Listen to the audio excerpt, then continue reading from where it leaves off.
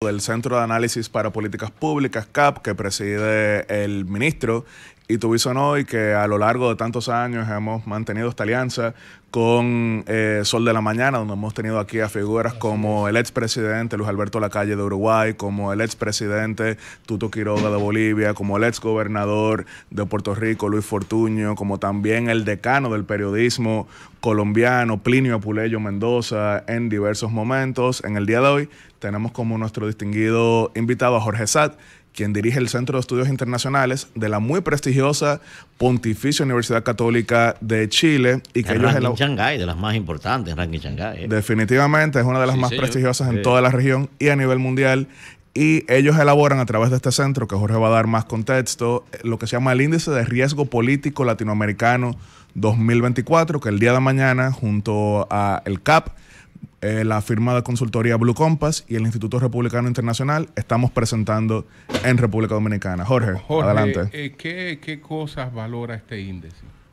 Primero, muy buenos días. Gracias por la introducción, Yatzel, y por la invitación al programa.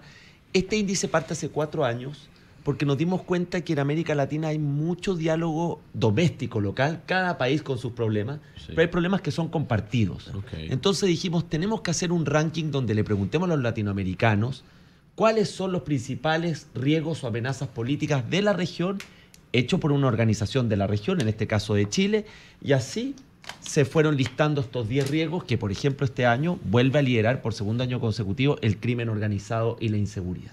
Entonces, este índice de riesgo político es un insumo para hablar de Latinoamérica, pero también con una mirada regional, y comenzar a ver que los problemas de República Dominicana, cada uno con sus propias características, también pueden ser desafíos que enfrentan otros países en Centroamérica, el Caribe o en el Cono Sur. ¿Cómo se lleva a cabo cómo toman en cuenta estos índices? ¿A través de qué variable? ¿Cómo las investigan? ¿Cómo llegan al cabo con estos resultados? Primero, nosotros convocamos un panel de expertos de América Latina. Hay ex cancilleres, hay directores de think tanks, hay académicos, incluso expresidentes, y comenzamos un diálogo. ¿Cuáles son las tendencias de América Latina? Y llegamos finalmente a un acuerdo de 10 riesgos, que son conceptos. O sea que esto es un estudio cualitativo. Cualitativo. Y luego hacemos una encuesta que este año fue a 1.100 latinoamericanos, solo el 30% con residencia en Chile. Digo eso porque la organización está localizada en ese país. Y ellos tienen que listar esos 10 riesgos por orden de prioridad. Y el primero tiene una mayor ponderación y así sucesivamente. Pero yo les quiero decir que este año el crimen organizado arrasó en la región. O sea, la diferencia con el segundo lugar, que es la corrupción e impunidad, estamos fue hablando del narcotráfico, sobre todo. Narcotráfico, trata de blancas, comercio ilícito, grupos organizados criminales que hoy día son transnacionales, como ocurre con algunos grupos de Venezuela. ¿Y seguridad ciudadana también? También. Y en este caso, digamos, el autoritarismo, ¿qué marca ahí? Se ubica este año en el 3er lugar. Nosotros lo llamamos como retroceso democrático. Año 2022, primer lugar. Año 2023, segundo lugar. Y este año, tercero. Pero tercero no porque haya decaído el interés, sino porque hay otros riesgos que comienzan a tomar fuerza. Llevamos más de una década en la región de que la democracia, la valoración de la democracia viene retrocediendo. Somos el continente en el mundo que más ha retrocedido, no es el menos democrático, pero el que más ha retrocedido en calidad democrática en 12 años, según el The Economist. Que es importante tomar en cuenta que en medio de todo ese retroceso, de los pocos ejemplos positivos, que no quiere decir que somos inmunes, pero es República Dominicana. Creo que valdría la pena que menciones eso un poco. Pero en los últimos 12 años, ¿verdad? En general, República Dominicana. Esto es el promedio correcto, regional. Los últimos 12 años. Y eso es un terreno fértil para lo que hoy día se llama. Si tú quieres, Hassel se va para atrás. Hassel no tiene problema en reconocer. También en los últimos 20 años. No, que esa estabilidad la sembró Balaguer. No tiene problema en reconocer eso. Es importante reconocerlo. Ahora, ahí surge el concepto de estos autoritarismos competitivos, que son líderes de características autoritarias, pero ganan con las reglas de la democracia. ¿Cómo así? Por ejemplo, López Obrador en México tiene algunos rasgos o una deriva autoritaria, pero él ganó con las reglas de la democracia y probablemente su partido Morena se reelija en la elección presidencial de este democráticamente. año. Democráticamente, pero uno ve cómo se ejerce el poder, los roles de las Fuerzas Armadas en funciones que van mucho más allá de la seguridad. Y Nayib Bukele. Nayib Bukele. Quiero solamente mencionar que quedó en el tintero los Yatzel de República Dominicana. Sí. Que República Dominicana, cuando uno ve los indicadores de los últimos, voy a hablar de los 3 años, viene subiendo, viene positivo. En combate a la corrupción, estamos hablando de los índices internacionales. Claro. Y también en el desempeño económico, que es considerablemente mejor que el promedio del Cono Sur y de América Latina en general. Sí, lo único que el año pasado solamente crecimos un 2% del PIB. Sí, mientras los otros países decrecieron. Pero no importa. Nosotros tradicionalmente crecimos más del 5%, pero el año pasado crecimos un 2%. Disculpe, vamos a aprovechar. No, es por nada. Disculpe, vamos a aprovechar el director de una de las universidades más importantes del mundo. Discúlpeme, ese asunto lo vemos mañana. Adelante. Jorge, 2 cosas. A propósito de ese autoritarismo que pregunta el maestro, saber si ustedes visualizaron y midieron en ese índice el tema de la división interna que está propiciando el propio autoritarismo en los diferentes países como un mecanismo de riesgo, ¿verdad? Por ejemplo, caso Brasil, caso Perú, o sea, el deterioro y la división, sobre todo por un resurgir del nacionalismo, el tema migratorio, la gente despreciando a los migrantes. Si midieron eso, y segundo, ¿cuántos países están incluidos allí en el estudio? Lo que ocurre es que tú has descrito muy bien el índice porque migración también forma parte de los riesgos políticos, siempre está en el top 5. El tema del nacionalismo propiciado por la migración, o sea, el riesgo de la xenofobia que se va generando en sociedad. Y también, naturalmente, el tema del autoritarismo desde el punto de vista de cómo va retrocediendo la valoración a la democracia. Hoy, la mitad de los latinoamericanos son indiferentes al régimen político, mientras el gobierno les resuelva los problemas de salud, educación y sociales. O sea, pero...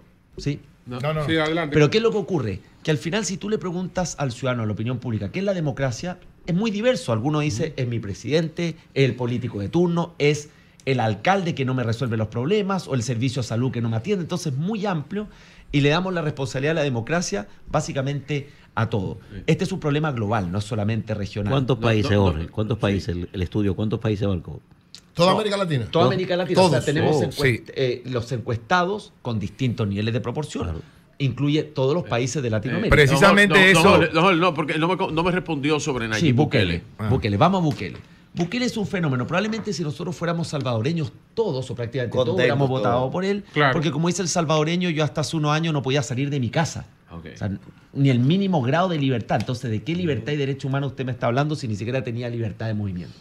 Pero lo peligroso de este fenómeno es qué es lo que va a pasar después. Exacto. ¿Cuál es el comportamiento desde el punto de vista de la separación de poderes del Estado, de el control de las policías? ¿Qué va a pasar con El Salvador si logra consolidar estas extraordinarias cifras de seguridad? Entonces ahí tenemos algunos proyectos la imitación de otros líderes latinoamericanos que quieren imitar ese modelo también. Claro, por lo tanto, hay que mirar con atención todo lo que es el Estado de Derecho y las reglas que defendemos mucho, la democracia, el respeto a los derechos humanos. Señor Jorge Satt, usted decía en una parte de su participación de que además de esa reunión con académicos, expresidentes, figuras importantes que ustedes hacen antes de ir al territorio, ¿verdad? De ir al terreno a hacer el levantamiento a través de encuestas. Me gustaría saber cuál es la proporción que se hace, en qué proporción se hace en cada país y además si son a ciudadanos comunes o se trata también de figuras importantes del país, políticos. ¿Cómo se hace la selección? Primero, la selección en base a una gran red de datos o base de datos que tenemos nosotros a nivel regional. No les podría decir cuál es el porcentaje específico en cada país, pero sí que todos los países del hemisferio, excluyendo a Estados Unidos, la responden. Y lo segundo, que era tu pregunta respecto de... Las personas, ¿se trata de figuras o esos son ciudadanos comunes que van por la calle? ¿Cómo se hace eso? Hemos hecho los dos sistemas. Un año lo hicimos y lo dejamos de hacer que teníamos un panel de expertos, que era la respuesta de los expertos, que era un panel de 150 personas latinoamericanas y teníamos público en general. Pero fue tan coincidente que finalmente lo dejamos como público en general. Ahora, ¿qué es este público en general? Son personas ligadas a la discusión latinoamericana que tienen interés en este tipo de conversaciones, foros, pero de diversos etcétera. Sectores, o sea, de diversos gobierno, sectores, oposición. De diversos sectores. Y es un índice que no entra en la política de trinchera. Okay. No habla de derechas o izquierdas, no habla en un criterio ideológico, sino de los grandes problemas latinoamericanos y que permite que, por ejemplo, en República Dominicana digan qué interesante que estos problemas o parte de estos problemas son los de la agenda pública nuestra. Sí. Profesor, una pregunta. ¿Qué le merece el caso Ecuador-México en el caso de que el señor Noboa, el presidente Noboa, haya a través de Fiscalía y de la Fuerza Pública adentrado a la Embajada de México y sacado al ex vicepresidente de Ecuador? Jorge Glass. Creo que hay dos temas. Sí. Acá. El primero, que es grave, que es se afectó la inviolabilidad de las misiones diplomáticas. Una violación internacional. Esa es una norma de la Convención de Viena y forma parte del derecho internacional. Quienes creemos en la paz social, claro, sabemos que el orden internacional tiene que basarse en reglas. Pero por otro lado, hay que tener ojo con el uso abusivo de la figura del asilo político. Porque el asilo político es más bien para perseguidos políticos y aquí había un vicepresidente con una sentencia ejecutoriada por casos de carácter penal. Pero más allá de eso hay que tenerlo en consideración, es un llamado a alerta de no utilizar estos mecanismos para cualquier fin. Ahora, si uno va un peldaño más arriba, aquí hay un conflicto mayor, que es la pérdida de valor que está teniendo el derecho internacional. Exacto. Podemos poner muchos ejemplos. Lo de Ecuador con México. La negativa de López Obrador de traspasar la Alianza del Pacífico a Perú porque no le gustaba a la presidenta de Perú, aunque el tratado decía que tenía que traspasarse. Lo que está ocurriendo entre Israel y Palestina en Gaza. Rusia y Ucrania. Y podemos comenzar a enumerar una amplia Israel-Irán. Israel-Irán. En esas valoraciones, ¿cómo? Entonces eso es muy peligroso porque aquí tenemos un orden internacional después de la Segunda Guerra Mundial que se basaba en el derecho internacional entre sus pilares y que hoy día hay un menosprecio o un desprecio de los líderes mundiales por este orden basado en reglas. ¿Cómo aparece Chile De acuerdo con usted en estas valoraciones? Chile en general ha sido lo que decimos el alumno Mateo, decimos en Chile, el alumno de buen comportamiento. O sea, el más aventajado. El referente, fue referente por muchos años, calidad institucional, separación de poderes. No. Yo creo, a ver. No, yo digo la evaluación que haya en ellos. Yo voy a hablar acá no como chileno, tengo que hablar desde la análisis. Digo la evaluación. Creo que los fundamentos de Chile que lo llevaron al éxito se mantienen, pero ya no con un cheque en blanco. Okay. Se mantienen. Cierta estabilidad institucional, libre iniciativa económica, libertad económica, apertura internacional. Pero con lo que especialmente ocurre el 2019, a mi juicio el mal llamado estallido social, porque finalmente fue un estallido de violencia, lo que siguió a esas expresiones de los primeros días, puso una nota de alerta importante en Chile. Y hoy día el país enfrenta desafíos que eran impensados hace 10 o 15 años. El crimen organizado, la inseguridad. Chile, Uruguay y Costa Rica tradicionalmente han sido los países con mejor percepción de seguridad. En el tema de la corrupción, en términos comparativos, Chile sigue teniendo mejor desempeño que la región, pero ha tenido situaciones en los últimos años que también lo han hecho retroceder, aunque siga en la parte alta de América Latina, pero ha retrocedido. Desde el punto de vista competitivo de economía, también está teniendo problemas de estancamiento económico. En consecuencia, si uno dijera Chile desde el punto de vista de la imagen país o a nivel internacional, antes no era tema. Hoy sigue siendo visto como los países más atractivos de la región, pero ya se pregunta sobre Chile. O sea, hay un ruido que no existía hace una década o 2 décadas. Creo yo que igualmente reversible porque los fundamentos del país se mantienen. Jorge, saber si el estudio estará disponible para descargarlo. El estudio está disponible. ¿Dónde lo podemos conseguir? Lo pueden descargar en www, voy a decirlo lento para que CEIUC, o sea, CEIUC.cl, o pueden poner en Google Riesgo Político América Latina y ahí aparece y con mucho gusto podemos circularlo. ¿Cuáles son los 5 países que salen mejores? Esto no evalúa por país, esto evalúa en carácter regional, no es una evaluación país por país. Pero yo le puedo nombrar los 5 principales riesgos y ustedes sacan sus conclusiones. ¿Cuáles son los 5 Claro, porque por ejemplo, si para acotar muy brevemente, a veces un país sale muy bien en un área por los 5 riesgos, y no necesariamente en otra. O sea, los 5 riesgos que la mayor parte de los países establecen como los fundamentales. Los de este año, crimen organizado e inseguridad. Segundo lugar, corrupción e impunidad. Tercero, retroceso democrático. Cuarto, gobernabilidad y rápida pérdida de apoyo de los mandatarios. Y quinto, tema migración. Okay. Claro. Saquemos nuestras conclusiones. ¿Cuándo se presenta el yo quería estudio, hacer una pregunta a un chileno. Sí. Y la pregunta al cuidado, chileno es... Cuidado, maestro. Ten cuidado, que él ¿Qué le merece la forma de gobierno del presidente Boric? Boric, sí. Gabriel Boric. El presidente Boric es parte de una generación de jóvenes que tuvieron una influencia pública en el estallido y previamente en temas de reforma universitaria, y que marca una generación. Creo yo que a esa generación le está jugando en contra la soberbia y cierta superioridad moral previa, donde condenaban todo lo bueno que ha hecho Chile en los 30 años.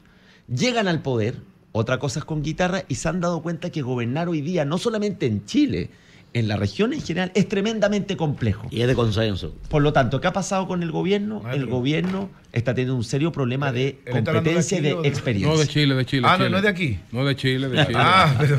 No dañe la entrevista. No dañe la entrevista. No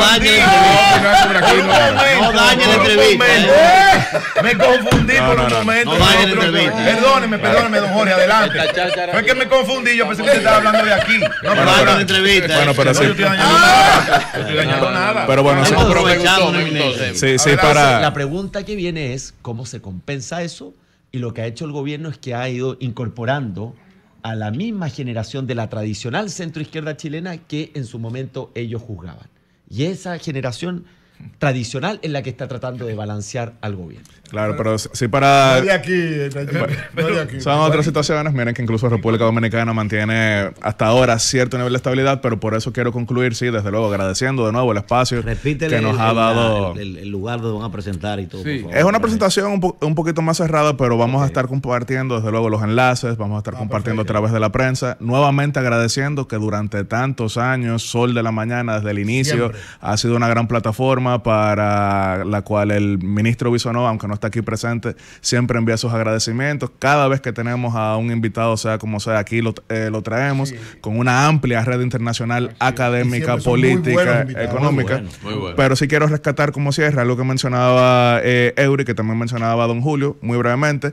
Desde luego, estos no son temas para autoaplaudirnos, sino para ver cuáles son los riesgos y de esa manera influir en lo que son las políticas públicas para que en 20 años estemos de nuevo hablando cómo República Dominicana creció y no recordar solamente lo que en un momento fue, porque muchos países en algún momento pensaron que esto era en automático y ya vimos lo que terminó pasando. Esto requiere buenos gobiernos, buenos legisladores, buenos administradores municipales, continuidad, pero también con cambio y transformación. Exacto, continuidad para Gracias. Gracias. Bueno, muy bien, muchas gracias a Jorge San, el director del Centro de Estudios Internacionales. Y a Yatzel, hermano. Sí. Y al ministro Bisonó. Y al ministro Bisonó. Muchas gracias, muchas de gracias. cariño, Hito Bisonó. Disculpen, es que uno Hito Bisonó. Amigo tuyo. Recuérdate lo de Hito. No, Gracias. Cuidado. Muchas gracias. Hugo Vera. ya, maestro. Sonia, hablamos mañana. Hablamos mañana, Sonia. Cambio y fuera.